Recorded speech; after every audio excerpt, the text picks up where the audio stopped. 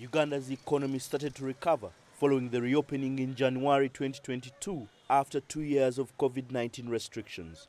The World Bank says the growth is attributed to the strong performance in the services and industrial sector, a resilient private sector, and a pickup in domestic demand.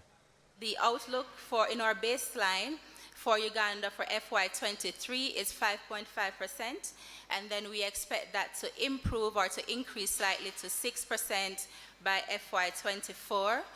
And this will largely be driven by construction, so infrastructure construction to facilitate production of oil. However, the rising food and energy prices pushed inflation to a 10-year high of 10.7% in October 2022.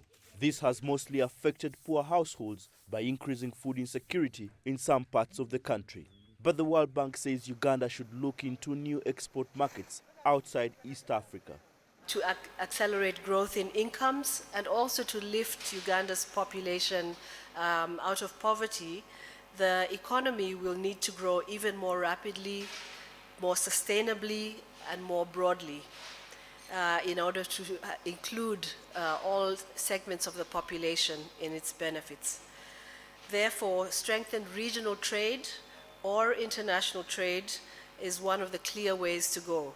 But for this to work, the World Bank proposes that Uganda must reduce ad hoc tariff increases, adopt modern technologies to boost agricultural productivity, and strengthen quality standards.